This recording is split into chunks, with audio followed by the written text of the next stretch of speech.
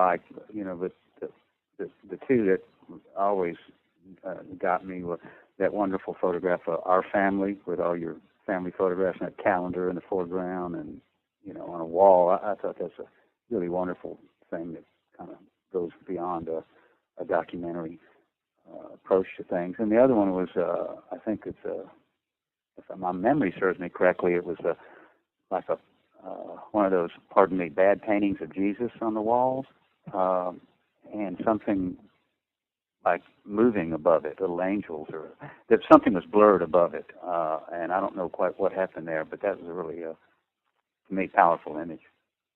It was the seagulls that were flying. Yeah, that was the story behind that is that photograph of Christ, the Sermon on the Mount, or whatever the name of the painting is, always hung over her bed, and she was a transplanted Texan that went to New York for a while, and she really fell in love with seagulls and always loved seagulls. So she had this cheap little plastic seagull mobile that she hung over her bed so that every night before she went to sleep, she could watch the seagulls fly, because she was back in Texas, actually.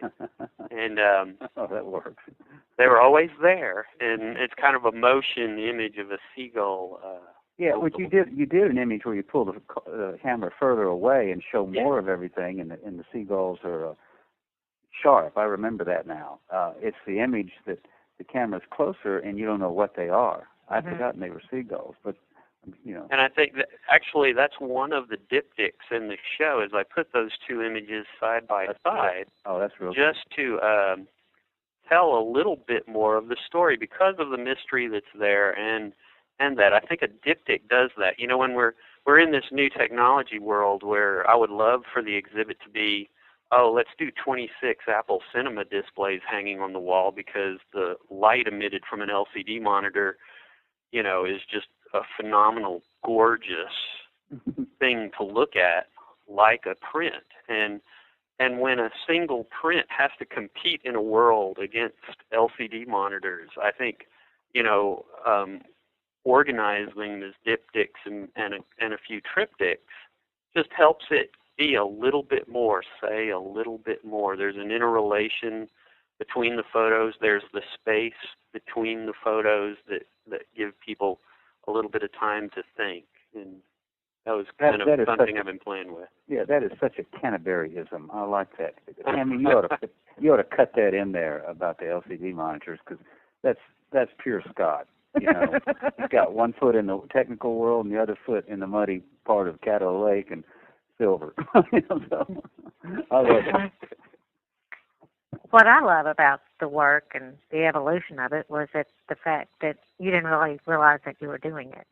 That's to me. I think they're better photos because of that. I think, not to downplay it any, that the fact that I didn't know what I was doing, I think the images are better than if I actually tried to do something. So your whole training and background and continue in the commercial part of your work is all about control. Right. Precise camera movements, and et cetera, and formal arrangements of objects and formal compositions, and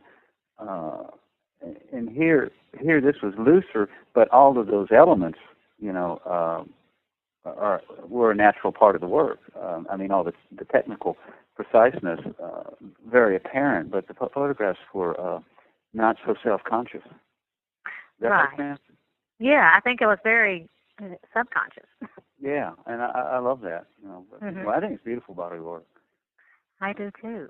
Yeah. Roy? Hello, Tammy. Hello, Scott. Let's take it from where Scott took off. Basically, the work on Evelyn is something that I found incredibly moving and incredibly sensitive.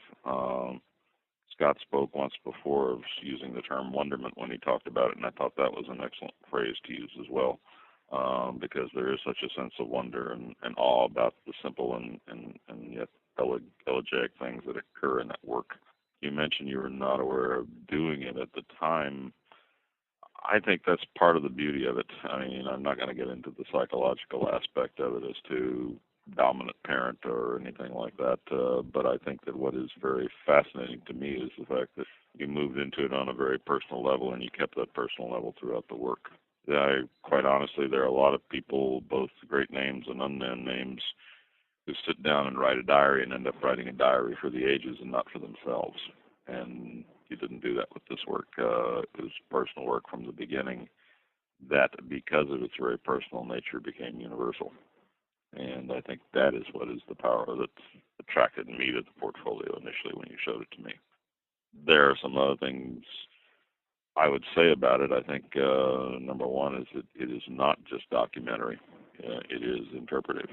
That is to say, it began with you looking at the house and looking at the absence of the parent and analyzing all the minutiae and all the details of her life and her influence on the space, in the process of which you cast it through your own camera and your own eye to do it.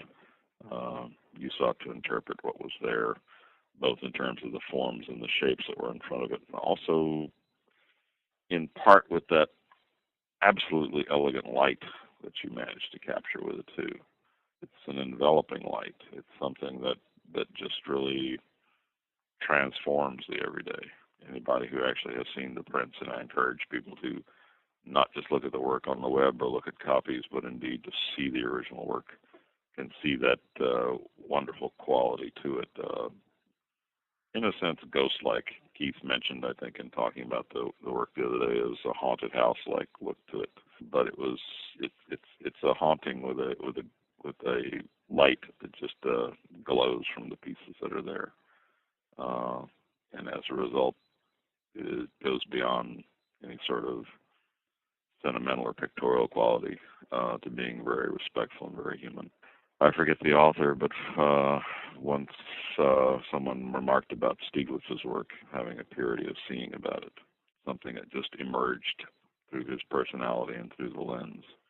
And that sort of comfort, that sort of ease with the subject and the rendition of it is what's quite remarkable. Finally, I guess I'd say also that there's a wonderful evocation of place about the work.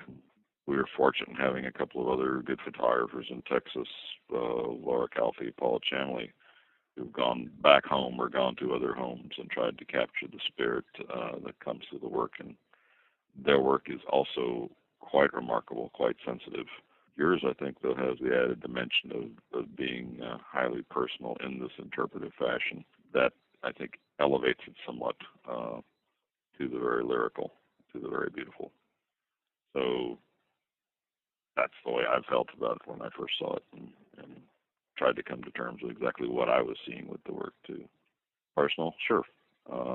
We've all lost parents, or we're in the process of losing them, because everybody ages and everybody changes and everything transforms. But to catch that spirit of what remains is highly elevating.